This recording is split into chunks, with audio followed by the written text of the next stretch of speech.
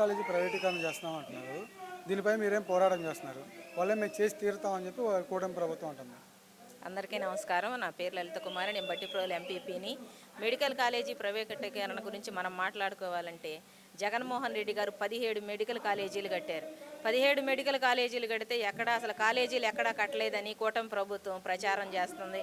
ఒకసారి కళ్ళు తెరిచి చంద్రబాబు నాయుడు గారు ఆ కూటమి ప్రభుత్వం అంతా పరిశీలన చేయాలని నేను కోరుకుంటున్నాను. ఎందుకంటే రాష్ట్రంలో 17 మెడికల్ కాలేజీలు కడితే ఎక్కడా కట్టలేదు. 5 అయితే పూర్తి అయిపోయినాయి. మీ కంటికి కనపడుతున్నాయో లేదో తెలియటం లేదు.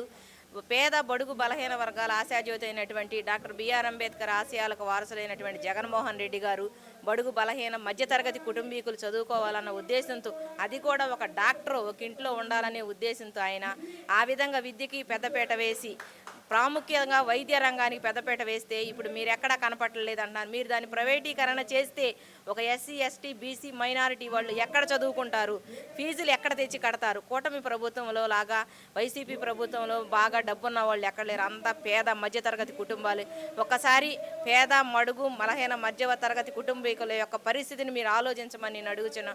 ఇప్పుడు ఒక మెడికల్ సీటు కొనాలంటే ఎంత ఖర్చు అయ్యిందో మీ కూటమి ప్రభుత్వంలో మీకే తెలుసు.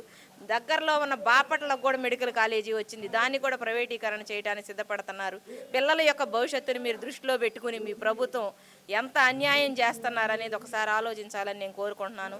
ప్రైవేటీకరణ చేస్తేనే నాణ్యమైన విద్య వస్తుంది, వైద్యం వస్తుందని ప్రభుత్వం అంటుంది. జగన్మోహన్ రెడ్డి గారి ప్రభుత్వంలో నాణ్యమైన విద్యా వైద్యం ఒకసారి నాడు నేడు స్కూళ్ళకి వెళ్ళి ఒకసారి కళ్ళు తెరిచి కూటమి ప్రభుత్వం నాయకులంతా వెళ్ళి ఒకసారి పరిశీలన చేయండి. ఇప్పుడు స్కూళ్ళకి వెళ్తే బాత్రూమ్స్ వాసన వేసిపోతున్నాయి.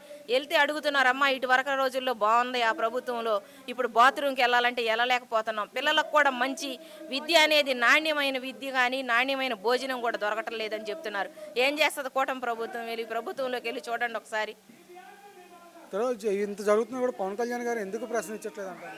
పవన్ కళ్యాణ్ గారు ప్రశ్నించలేకపోతున్నారేమో. అంతకుముందు ప్రభుత్వం లేనప్పుడు స్పీచ్లు బాగా అదరగొట్టిన పవన్ కళ్యాణ్ గారు మరి ఇప్పుడు ఎక్కడున్నారో ఇంటర్లేదో. మరి ఆ వాలంటీర్లను తీసుకెళ్ళిపోయి అమ్మేసుకున్నారు అయ్యి అని చెప్పారు పవన్ కళ్యాణ్ గారు. మరి అసలు ఇప్పుడు వాళ్ళ గురించి ఆలోచన అనేది ఆయన నాలుగు మీద రావట్లా.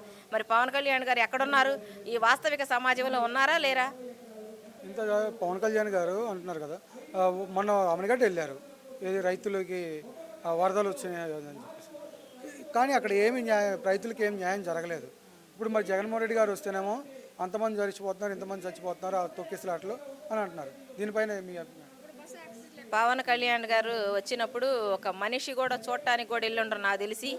జగన్మోహన్ రెడ్డి గారు వెళితే ఒక ప్రభుత్వం లేని మనిషి వెళ్తే ఆయన చూడటానికి ఎంత ఆనందోత్సాహాలతో.